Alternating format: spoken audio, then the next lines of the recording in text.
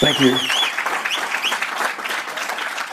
Not exactly a man who needs any introduction, but I've been asked to introduce, so let me just say this. Beth Ritchie in Chicago, in her important book, Arrested Justice, about black women and what she calls America's prison nation, talks about the fact that it's not just the person behind bars who feels the effects of what she calls the carceral state. We've been talking here about the civil versus the surveillance state. And I think we can say that Julian Assange is a man who lives at the intersection of those two phenomena, the carceral state and the surveillance state. And I want to start by welcoming you, Julian, to this crowd of friends. Let me assure you, as far as we know, most of us here are friends. I'm sure, as Malcolm X said, there's one or two enemies in the audience. Yes, indeed. And we want to invite you to speak, if we start for about 20 minutes, and then we'll take some questions. I'm sure the audience here are very interested to hear any developments, about the developments in your case, in the Swedish case, about your impressions or your response to the British court's decision yesterday, basically approving intrusion into our lives. And I'd be curious to know your take on where you think our civilization is, so-called. All that for starters. Thanks. So that's the opening gambit, is it, for the first part of the questions? Yes. Yes. That'll take about 10 hours, I think. That's good. We're good for that. Well, before I try and remember what those questions were, I thought it might be time for some self-criticism. It's an interesting sign of the times that this conference happened at all, and I think a reasonably positive one, for which Governor McFadden is, of course, chiefly responsible, but also goldsmiths. It's interesting to see a London, I won't use the word establishment, but a long-lived London organisation getting behind this, and also, of course, Logan for funding it. So I think that is something to recognise, that the development that is encapsulated by the people in this audience has tendrils that are not just isolated, rather spread out across the world, as we've seen with a variety of speakers, but also into different forms of minor, at least here in the United Kingdom. First of all, I have been following bits and pieces of the conference, and of course, at something like this, I always want to rail against the perversion of what has become, or perhaps what always was, the media, and its corruption and its role in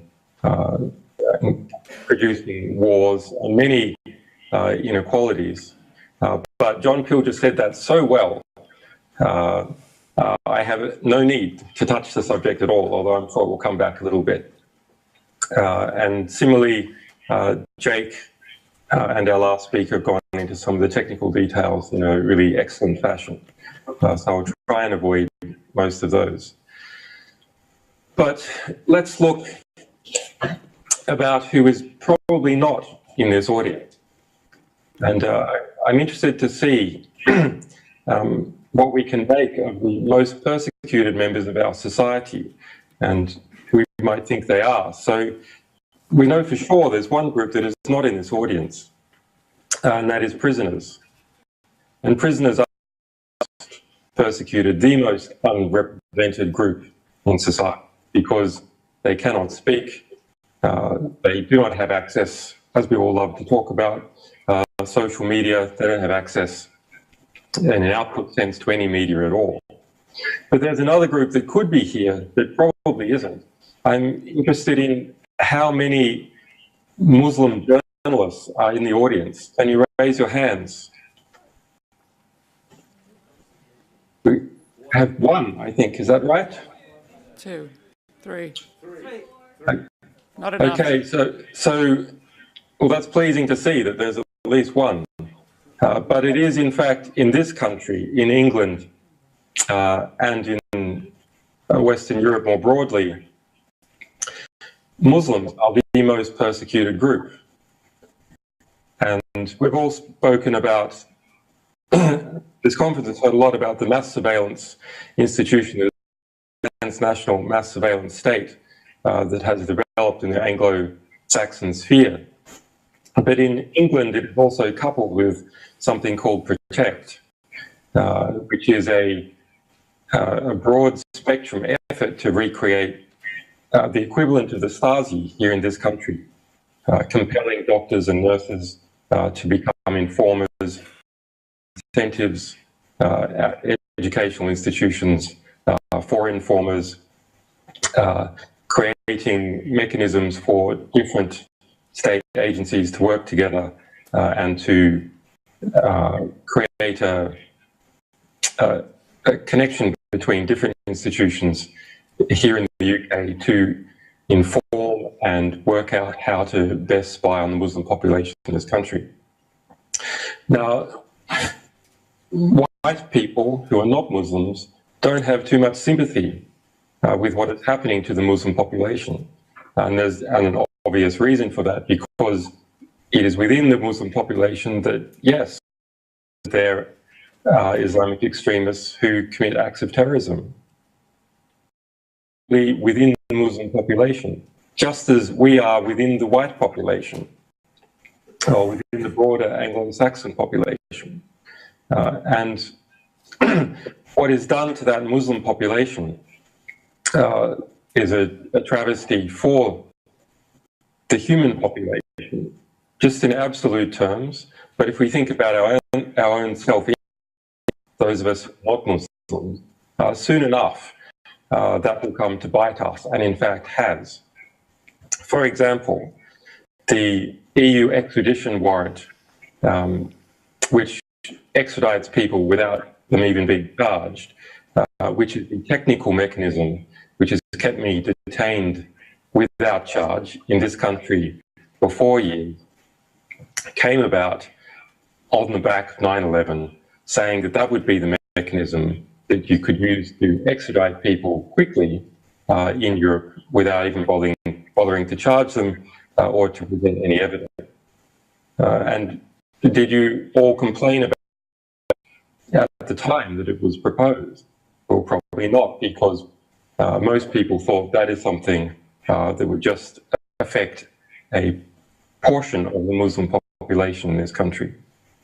And this goes back to an old statement, which is valid today as it ever was, which is injustice anywhere is injustice soon enough everywhere.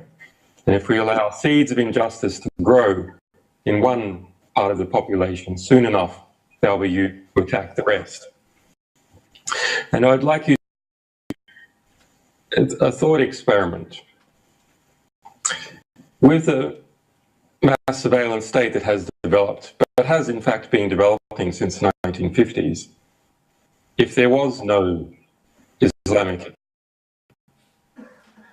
and if there was no, say, economic competition from oil corporations like Petrobras in Brazil, do you think mass surveillance state would just wind down? I don't think it will. I think organizations like that, once constructed, fight for their own existence. They fight for their own power as an institution. And there's always someone who is the most extreme.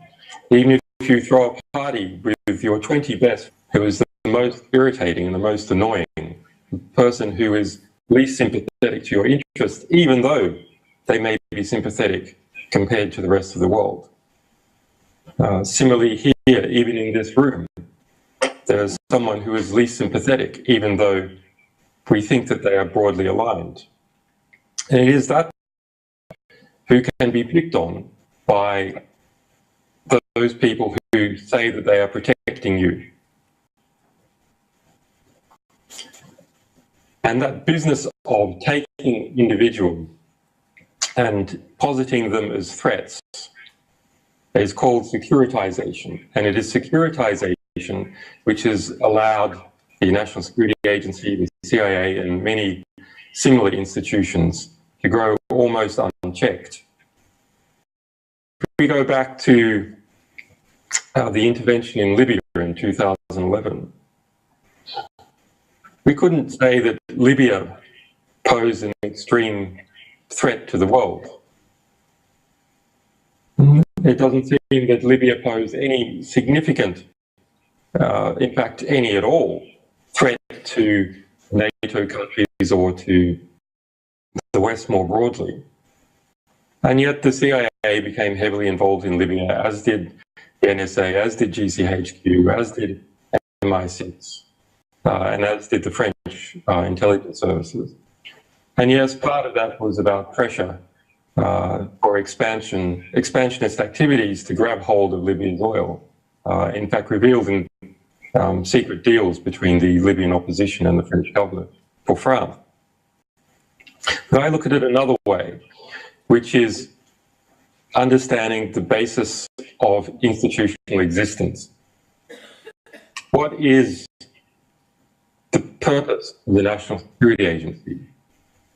What is the purpose of the Central Intelligence Agency?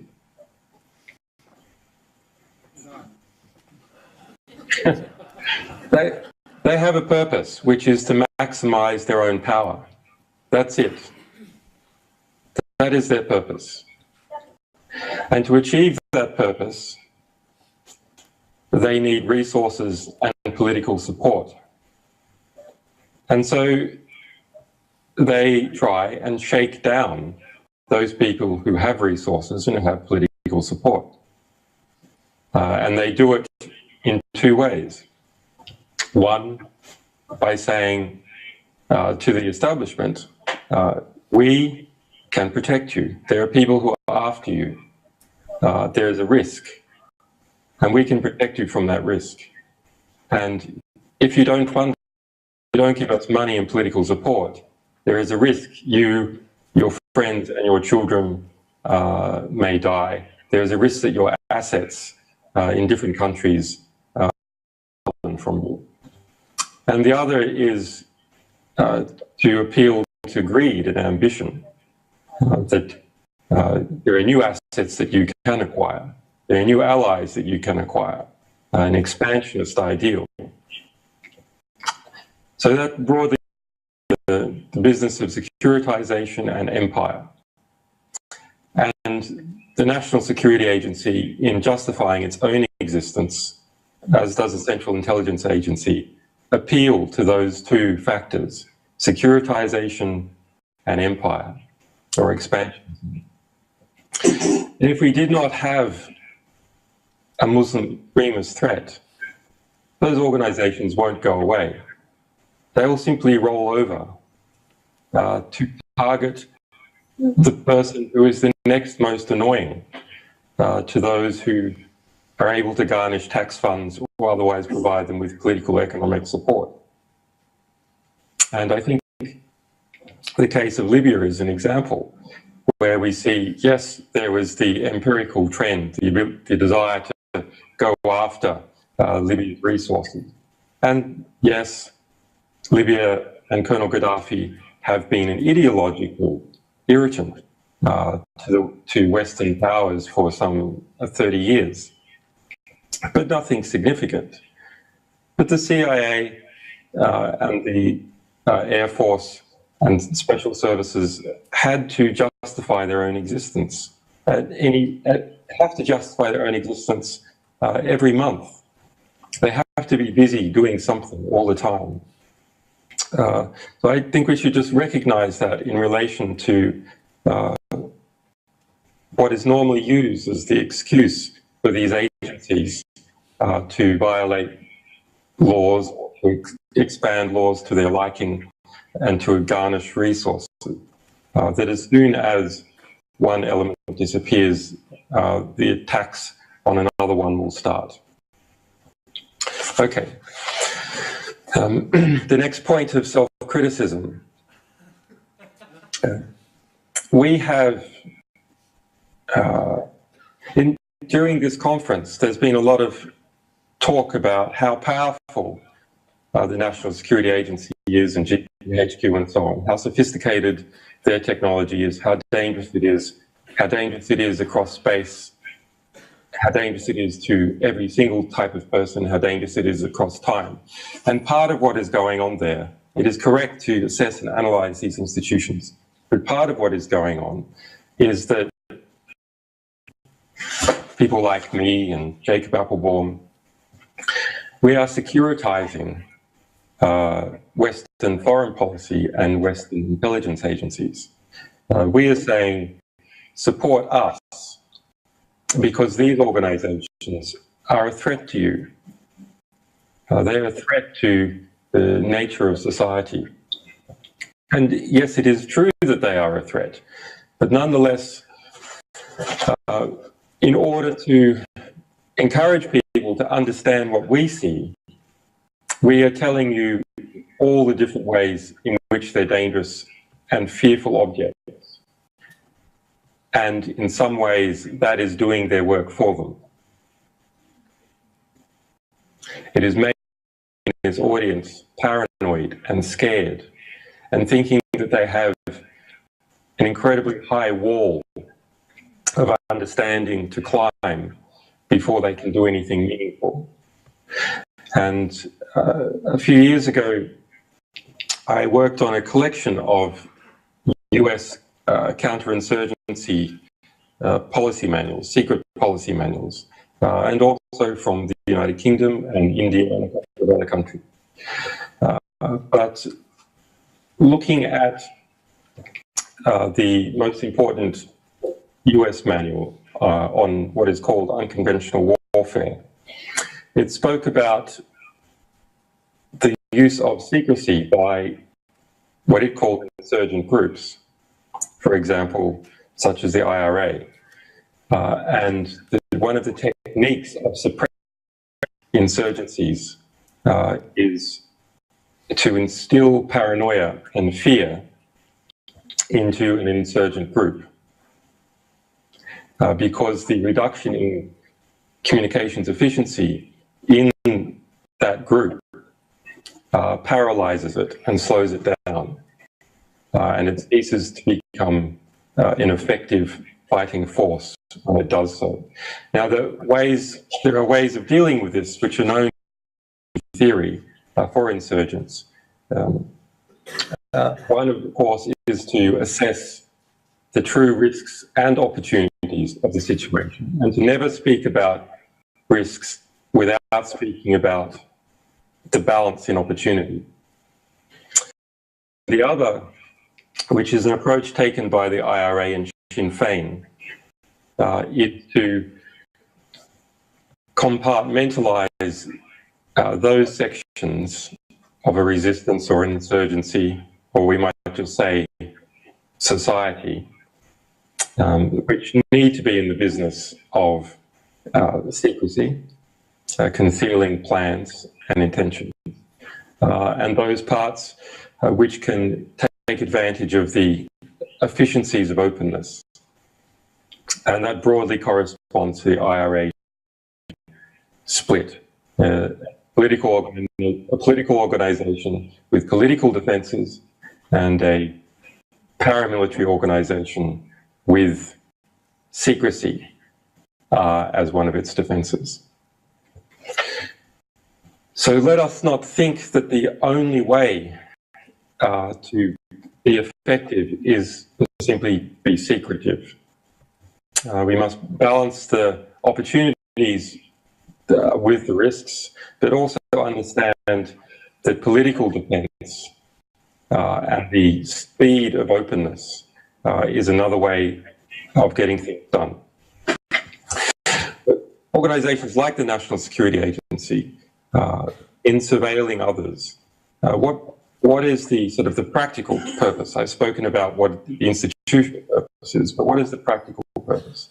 The practical purpose is to be able to make predictions, and through those predictions either modify the behavior of others or to outmaneuver those behaviors. Whether that's in relation to an oil bid, ExxonMobil competing against Brazil's Petrobras or another non-Five Eyes oil company, or whether that is killing someone with a drone who they perceive in Afghanistan or Pakistan is about to act against the interests of a US ally or the United States directly.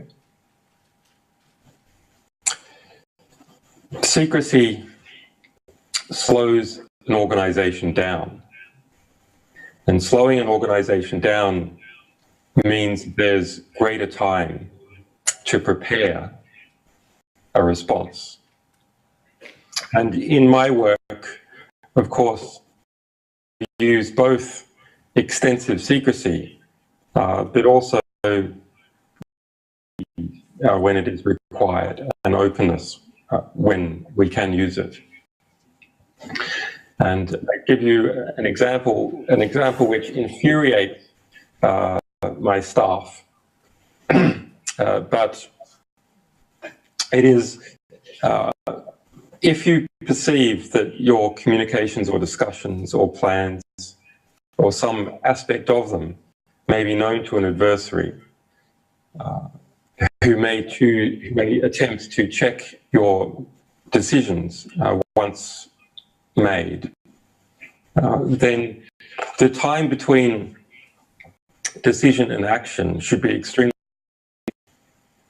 and the best way to make sure that it's extremely short is that you do not keep a plan secret which you intend to carry out, but rather you have several different and you're not sure which one you're going to use. And then when particular factors come into play, you reassess the situation, and then suddenly you decide on which plan you're going to carry out, and you carry it out.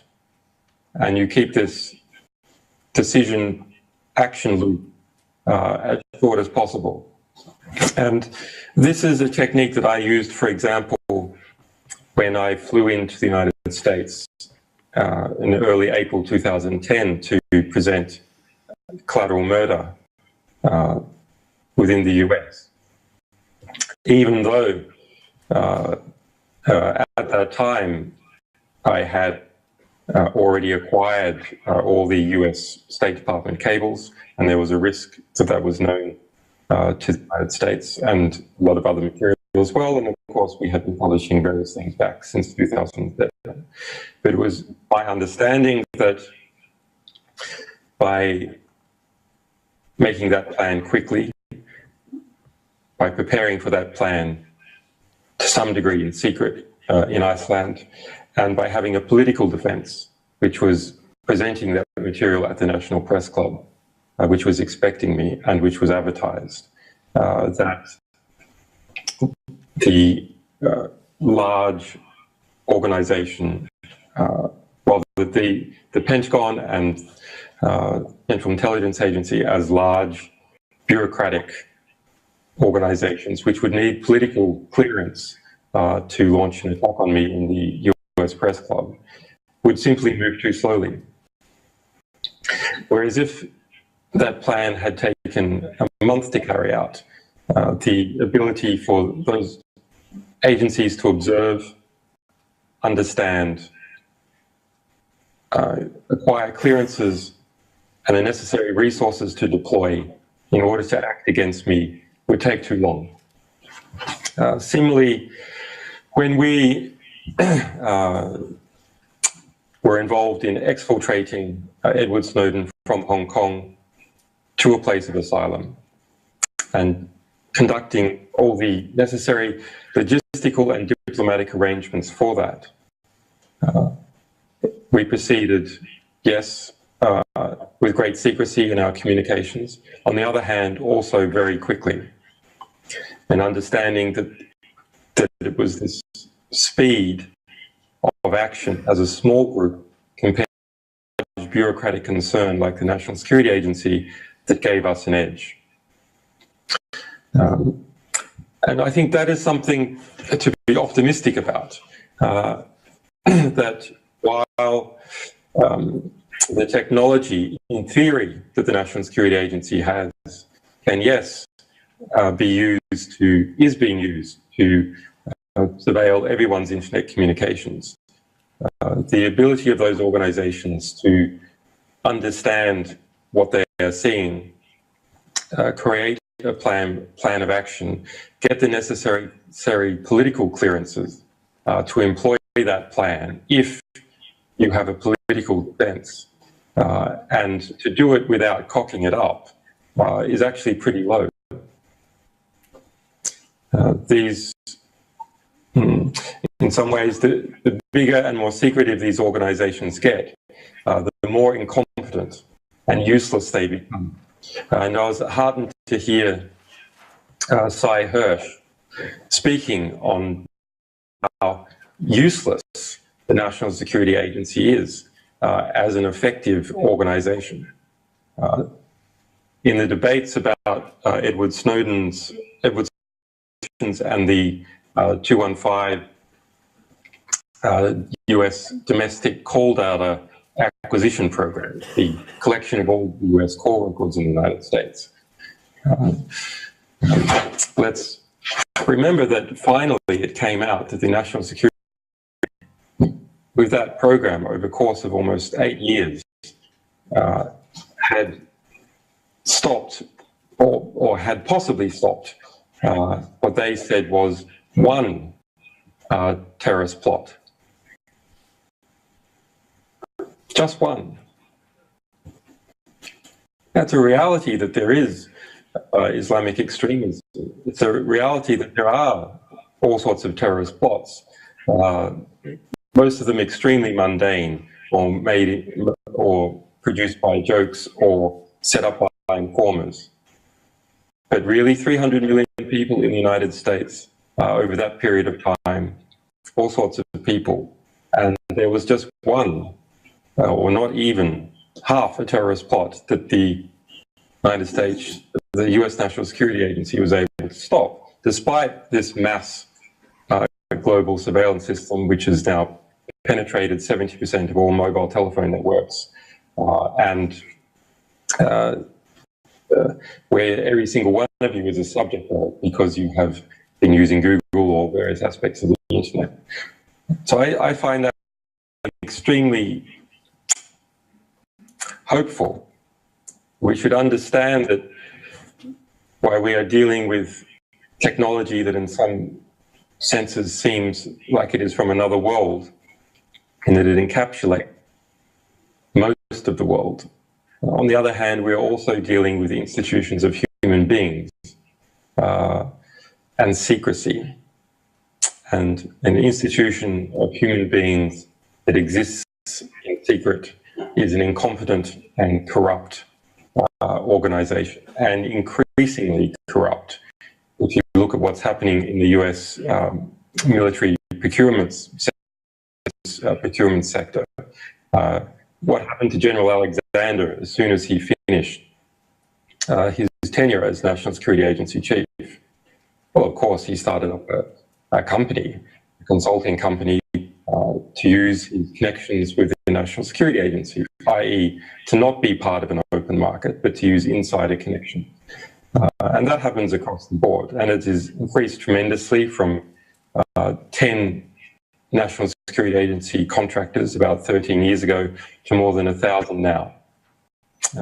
So a big, secretive, bureaucratic, in some ways Soviet-style state, the national security state within a state that exists in the Western Anglo-Saxon alliance, is also a corrupt, dilapidated, incompetent. So I think we should go from here with that notion that while we have a very well-resourced opponent.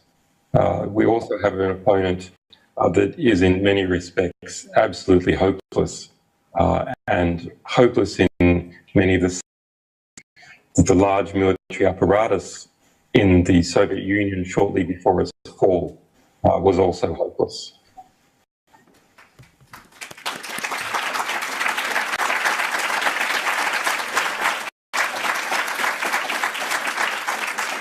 I think you you brilliantly covered the civilization question. Check. I would love to hear two things. One, your response to the court decision yesterday, and two, a little bit more about this question of opportunity in this moment. What are really the stakes for us in a spirit of opportunity and possibility right now? In relation to the court decision yesterday, well, I haven't read the decision. I know a little bit about the case, but it's no surprise here in the United Kingdom. You know, I despair really about the United Kingdom as a society. The system here is, at a social level, extremely well sewn up, and that's why. You see, for example, the former chief of Scotland Yard's crowd policing going to Bahrain to try and suppress the Shiite opposition in Bahrain. It is a state here where I often joke that if you were to pull the cross from people's backs here, they would instantly grab it and strap it to themselves once again because they could not stand the cool air on their neck. Yeah, I despair about the UK. I'm not from the UK. I find it extremely alien to see that integration in the class system. On the other hand, perhaps there are elements outside of London that you can work with. At least, not everyone in this lecture hall is, you know, is from not everyone here is from outside the UK. There are some people here that are from the UK, although I do notice that Gavin McFadden, the central organising force, is an American, not someone from the UK, and I rather suspect that that's not a coincidence. Similarly, the funder of the Bureau of Investigative Journalism, why she has lived for many years in the UK, is South African in origin. And why is that? It's because the people who have ability here in the UK and who are born in the UK pretty much get sucked into a very plastic class system. By plastic, I mean flexible and adaptable. And that's why the United Kingdom is one of the preferred homes of oligarchs,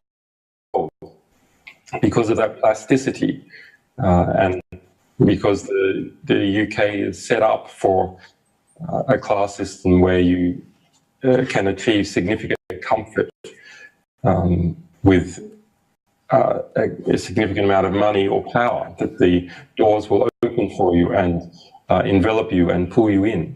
But the foreigners, without significant amounts of power or money, but do have significant amounts of talent, like Gavin, we're not sucked in to that class system as cashed up interlopers or as people who are born into some part of it. You're making me feel good about leaving 30 years ago. Any questions from the audience? Let's start at the very, very back. Poor Caroline has to run all the way to the top row here. The audience have to stay seated all the time. Where are you? Two other hands. Let's see two other hands. Okay. Carol, keep them up for a second and she'll know where to come. I'd just like to say in the middle I've experienced this phenomena personally. It's very, very interesting. So being trapped in the United Kingdom by the Guardian newspaper, which is why I was here. I arrived on the scene, if you like, and was extremely famous for being persecuted, but nonetheless extremely famous. And a whole lot of people came knocking at my door. And I had the impression from, the establishment, and I had the impression of sort of being patted on the head and going, well done, you created a really big fuss. Now, come and, see the dining room. And you can have a seat at the table, or rather maybe the end of the table. And then when sort of spoken to about that, there was a sort of dawning look of horror on the faces of these types when they understood I actually believed all that, that I actually believed in what I was doing. And a sort of look of disgust. It's like, you're not one of those, are you? You're not one of, who actually believes what they say to the public. Okay, here's a question for you, Julian. Sylvia. Hi. Yeah, no, you're right about the class system. We've got the strongest structure, but you can move down it pretty easily. But yeah, also I want to thank you for recognizing Goldsmiths and not calling it an institution. I just really want to know what you think about what quantum computers are going to do to cryptography. Can what? What are quantum computers going to do to cryptography? Are you worried about them? Quantum computers. Yeah. What they'll do to cryptography. What about quantum computers? Okay, very interesting. All the equations at once. Quantum computers was one of the reasons that I made this business, because I was involved with the Melbourne University physics department, and part of that department was a quantum computation research, and that department's some of that department's quantum computation research conferences were funded by the National Security Agency, and a number of other things. But so they've been involved in looking at that business for a long time. One of the benefits, I suppose, of the Snowden revelations, although those people have been following it closely with non-classified sources came to much the same conclusion, is the National Security Agency doesn't yet have a big quantum computer system. And the National Security Agency is not significantly advanced in physics compared to academic physics. And that's not a big surprise. As a physicist,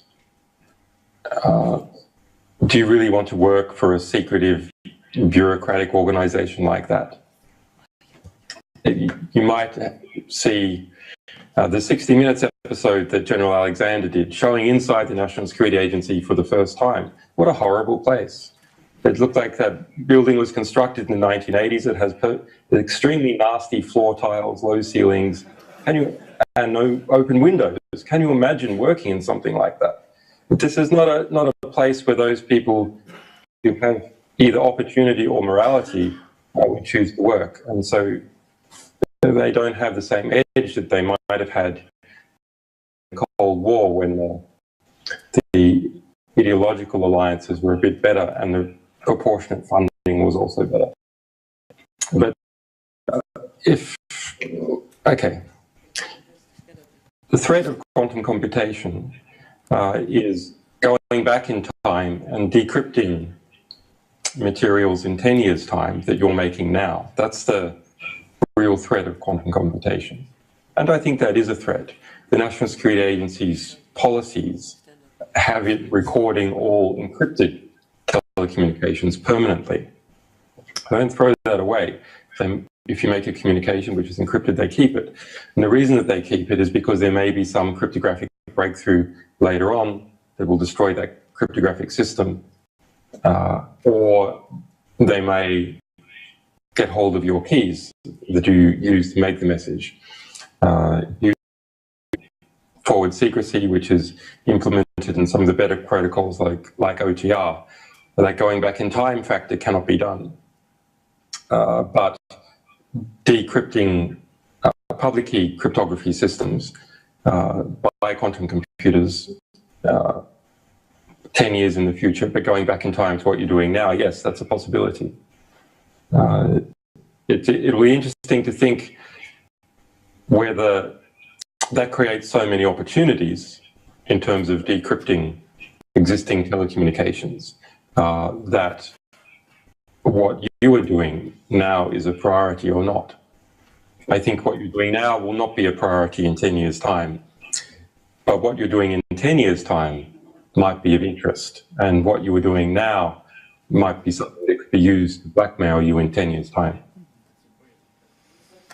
And the way to defend against it, well, first of all, there are very few, almost no one uses computer telecommunications in a way which is secure against a targeted attack by the GCHQ or NSA. Very, very few people. I suspect almost no one in this audience. It takes a lot of work to do. It's not easy.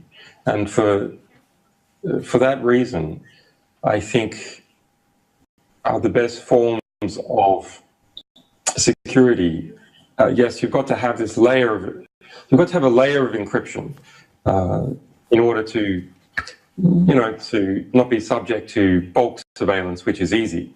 You've got to make them work for it. But then within that layer, you need to carry out human OPSEC, which is being, communicating using shared information, code words, and acting and being circumspect in your language, and using these forms of communication which are resistant to a break in cryptography. And also constructing the appropriate political defenses to protect you politically. And if you look at, say, the offshore sector is all about political defense. The reason the offshore sector is complicated is it's hiding its evasion from the taxman by using some additional layers of complexity which make additional work. And as a result, it's simply more efficient for the tax office to go after others where there's not that extra work that is required. Take another question. We can do that as well. I mean, we can make it so that there's more profit per dollar spent for those institutions in going after Islamic extremists than there is. If the Islamic extremists disappeared, then you're fucked. I was hoping you were going to say that in 10 years hence we would have toppled this corrupt, corroded, and out-of-date society through our united action. Next question. Hi. It's a bit long question, okay? So I used to love technology, and I followed the R&D in new inventions and new technology, and it's only about a couple of years ago that I realized that this was really dangerous, and it was being used in a really dangerous way among also the Muslim community. So with this growth in innovation and technology that was forever around in these private companies, there were 4 areas that were getting a lot of funding. And this was the kind of what became database, our data and our surveillance. The other one was robotics, which has become our drones. And there's 2 more, which I'm thinking, what did they do with those 2? Because they misused this fantastic, exciting stuff that could have been beautiful. Then what did they do to these other 2? And I wondered if you knew anything about it. So the other 2 that I kind of began to follow was it was all about signaling, neurological signaling, behavioral, and it was about really tapping the way our brains work. The other one was the medical, and it was the biomedical aspect of our life, and it went all the way down to our DNA. I know that the electronic patient record systems have been rolled out around the world, but I also now know that they're being privatized, and they're being moved to research departments which also do research on military weaponry. So I wanted to know if you knew anything about that.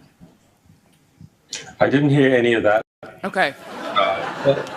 So if we know what they did with... Something about patient records and weaponry. If we know what they did with surveillance technology and robotics technology, what did they do with neurological and electronic records, biomedical technology, all of which have been areas of tremendous investment? Right. There's a convergence. The convergence is very concerning, actually. So in Japan, 2 years ago, a Japanese biotech company announced it had a unit to take a sweat swab and within half a second do a match against 35 million DNA profiles. So within a couple of years, we're going to see a small sniffer, a machine with a fan that draws in air that takes sweat samples as you go through the airport. Similarly, there's new devices to look at the spectrum of light that is emitted by human beings and to try and create signatures, because each person has different DNA, and the different DNA produces different proteins and enzymes, and those different proteins operate at different speeds, and so as a result they release different photons in different ratios, and from that you can create a signature. So this fast signatures of human beings is something that is coming, not just through fast signatures of human beings, relatively non-invasive.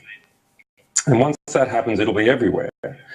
It'll be on your ATM machine, and it'll be at passport control and so on. When we combine this with mass surveillance that is occurring through the state sector and through the private sector in organizations like Google, we enter into a system that has never existed before, which is that as soon as you are born, you have a relationship with not just your local town, not just your parents, not even just one nation, but you have a relationship with the major power factions of the entire world.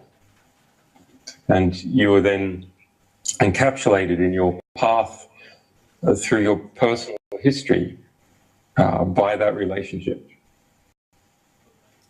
Now, if we think about what that means, well, I think it means a state that cannot be escaped from, an international society that cannot be escaped from, there being no place for individuals outside that. And therefore, in the relationships between individuals, the purpose of their relationship is something that has to be encoded between each other, to have a society within society, a hidden language.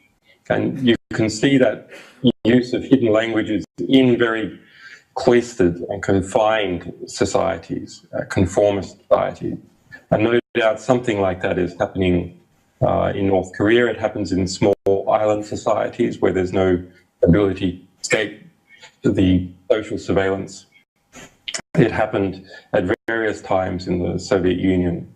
And to some degree, it happens in conformist countries like Sweden, which are very homogenous and have a small elite, where people talk in a kind of code language language. When you never criticize something, you just say it feels strange to speak those code words. On the other hand, positive, well, for someone of my temperament, there's no positive at all, I can assure you. But that will be a state which no one can escape. And therefore we must be part of it. We must be part of trying to manage the government and society, because there is no place outside. Next question. Thank you, Julian. It's Peter Bale here. You were greeted straight away here as a hero by this crowd. I wonder, though, whether you need to deal with or can deal with the sexual questions or the criminal case hanging over you in Sweden, or is that a conspiracy? I couldn't quite hear the accent. Is that a London or a British or an Australian journalist? It's a New Zealand person who's lived in London 30 years, and I love your view of the English class system, which I'm going to have to record at some point. Okay. Well, I'm trying to think of the headlines that will come from this, so of course I have to be careful. Well, I wish people understood what has gone on. The details are available, but it seems that no one wants to report the details. I have been detained without charge now for 4 years. I'm an innocent man, and what has occurred is very unfair and unjust. There's a growing realization of just how unfair and unjust it is. As a result, there have been legal changes in the United Kingdom this year to ban extradition without charge in this country. In Sweden, there has been a growing realization also. As a result, the Swedish recently found that the prosecution in Sweden was in violation of their duty, that they should have come to interview me. They say that they want to extradite me for interview. They should have come to the United States, and that was wrong. In relation to the other details, you can read about them on justiceforassange.com, and I really encourage that's I mean, it's actually extremely interesting that the details of that case, the details of what the women say in that case, namely that they never intended to file a complaint, that the police made it up.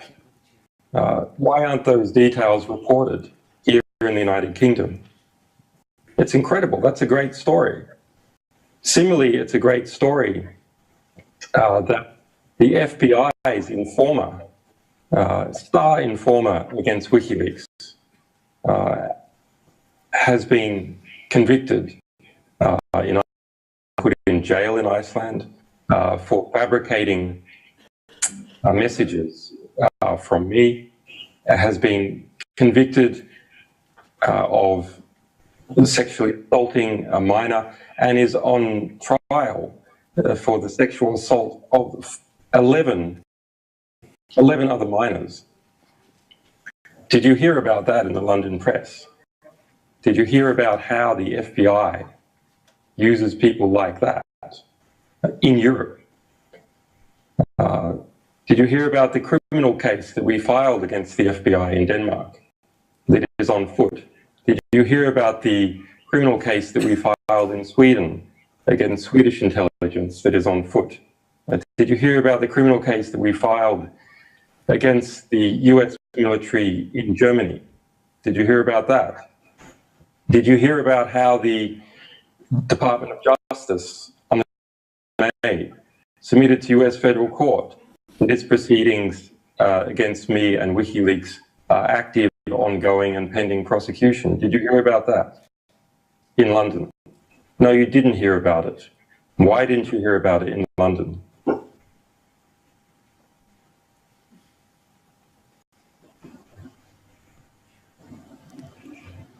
Another question. Thank you. Hi, my name's Muna. Yes. Put it right near your mouth. Okay. I'm an Iraqi student in London doing journalism. I recently arrived and soon enough I will be moving home. And I am lingering on your surprise when you said you were surprised that Goldsmith, that London University is hosting this event. And because I am an outsider to this culture, I'm curious to know why you were surprised and any pearls of wisdom of what I should take home with me to Iraq and what I should dismiss from the UK, because I see that you're a little critical. Thank you. I'm not, I didn't say I was surprised, not at all.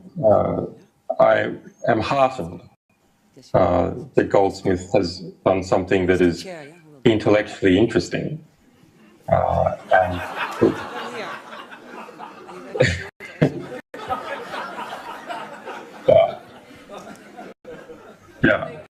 And is pushing the way forward academically, vigorously. Can I sum up London? I was a stranger to London. I think maybe Gavin, who's been here much longer, could better describe it. I can just say that, you know, when you meet people who wear, for example, signet rings to demonstrate the banner of their family and ostentatiously to display those things. I mean, as an Australian who comes from a society that is anti-class, it has some class system of its own, but it's insignificant compared to the United Kingdom. I mean, I just want to take a pair of pliers and cut that finger off. I just can't concentrate on the conversation. It's so alien to me. And I imagine also from people from the United States, and maybe also from Germany. And what happened in World War II, for many Western European countries, but especially Germany, is that there was occupation by Germany, let's put it this way, there was occupation by the Nazis. Now I can include Germany in my example. There was then occupation or liberation by the West, by the East, and for those eastern parts, then again by the West. And the result was pressing the reset button on the class system in many of those countries, or at least seriously upsetting the class system. That didn't happen in the United Kingdom. Didn't happen in Sweden. And whereas relatively new settler countries like the United States and Australia, well, the wiping out of the Aborigines in Australia certainly pressed the reset button on their class system in a genocidal manner. But then the settlement spread quickly. And the sort of the growth in the population happened so quickly and spread out so quickly there wasn't time for a class system, a proper class system to form. But as countries get older and older, a class system forms, and all the different ways of sucking up to classes that are above you or displaying class to those who are below you, or hiding your class at the right moment and concealing it at the moment, dog whistling your class so you convey it to some to hear it and not to others. But I find it absolutely disgusting, frankly. I don't think Julian would mind if I suggest you take home from here to Iraq our apology.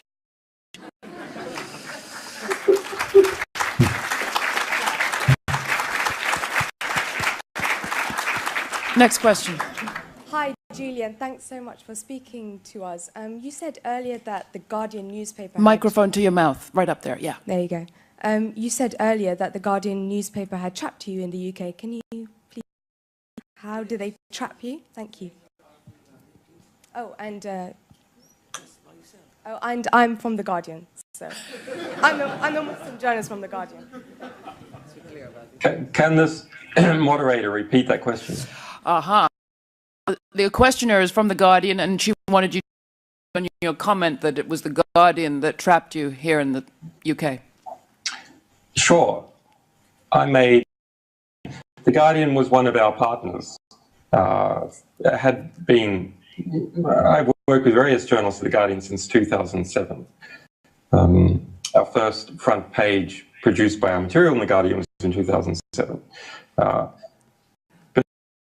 I made an institutional mistake with The Guardian in 2010, which is instead of dealing with individual journalists, I dealt with an institution. And institutions have their own logic. And that doesn't include, for example, morality. That does include morality. And I came here to the United Kingdom to assist The Guardian in understanding the Iraq war logs, and then finally in relation to the cables. Now, my calculus was this. In the United Kingdom is part of the Five Eyes Alliance. I'm an Australian citizen.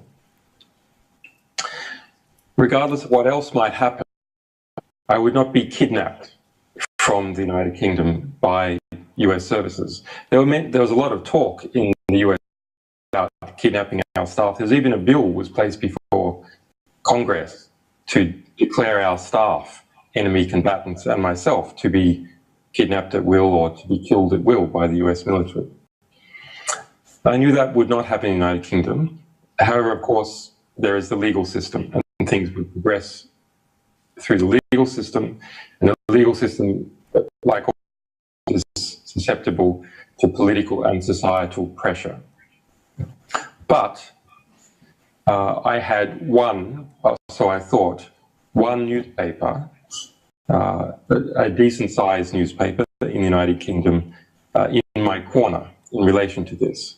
And therefore I was confident that the legal process, while it might take a while to proceed, that I would be victorious in that legal process, or at least have a significant chance in dragging out that process and being victorious in it. Because not only the establishment's perspective in the matter would prevail. However, the Guardian newspaper, because of its perceived self-interest and the fear it was feeling, this is my observation, the fear it was feeling, the pressure it was feeling, decided to flip sides. Not only did it not become neutral, go from being positive to being neutral, it actively campaigned for my imprisonment and extradition. And part of that reason was because the Guardian broke all 3 points of its Cablegate contract with us. It smuggled all the cables to the New York Times, where we were trying to broker a deal with the Washington Post and the McClatchy Group. It smuggled all the cables to a Mossad contact at Haaretz secretly, all 251,000 cables to a Mossad contact at Haaretz. It similarly engaged in other strategic maneuvers to undermine and wrong-foot us in violation of its contract. It also put all 251,000 cables on an internet-connected computer, which was in violation of our contract. It also engaged in a secret plan to start publishing without telling us before we were ready and before our other partners were ready to scoop us and wrong-foot us. Because of a variety of reasons and so on. But once the conflict started, the Guardian became worried about us suing them and worried about the legal situation and the individuals concerned. For example, David Lee, the brother-in-law of Alan Rusbridger. David Lee has subsequently, fortunately, retired, but he was not someone that could be knocked off from the Guardian because of his personal relationship with Alan Rusbridger, his familial relationship with Alan Rusbridger. So the lesson I learned from this was that never become someone's victim. Never let someone fuck you over, and never let them know that they have betrayed you.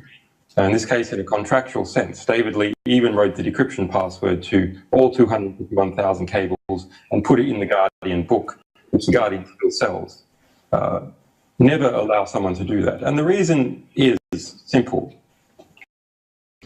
Someone who perceives that they have engaged in an act of moral criminality towards you,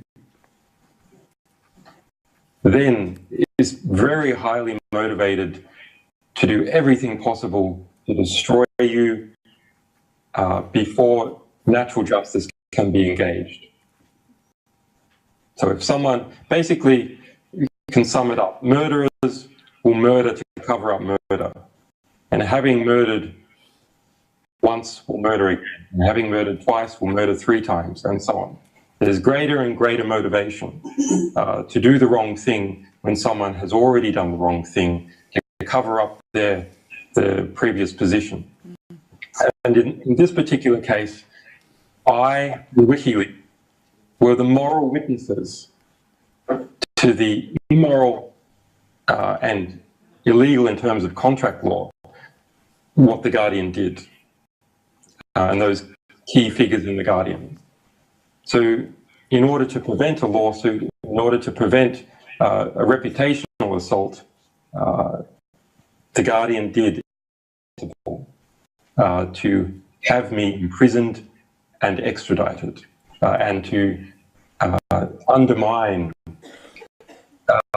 the value, the credibility of my testimony on what the Guardian had done. Now, there's many fine people in the Guardian, many fine journalists, journalists that have not succumbed or didn't succumb at the time to those institutional pressures.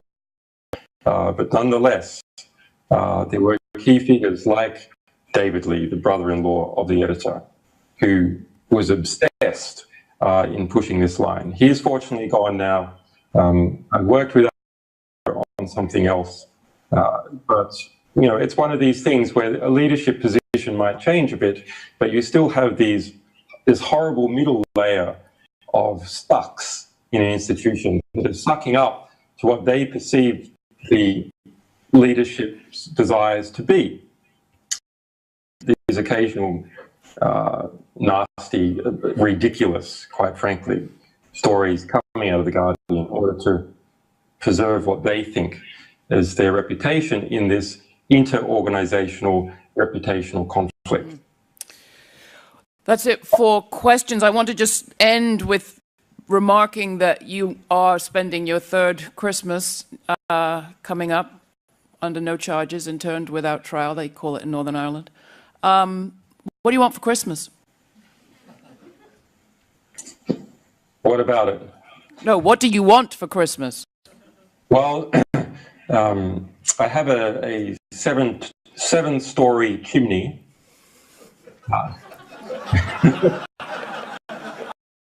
Connecting some of the room. We have explored it, you know, occasionally one hears things from that chimney, so we have explored it to make sure something is not being lured down.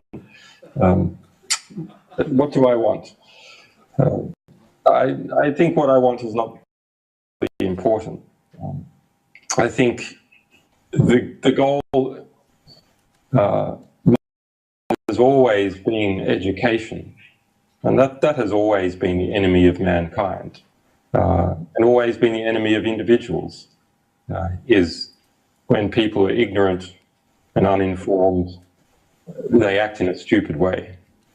That often harms all of us. It harms their interests, it harms your interest. It means that we cannot be our best as a group of individuals or as a society. So my wish for Christmas is that people are educated. I think that probably won't fit down the chimney, but you never know. All right, we'll see what we can do.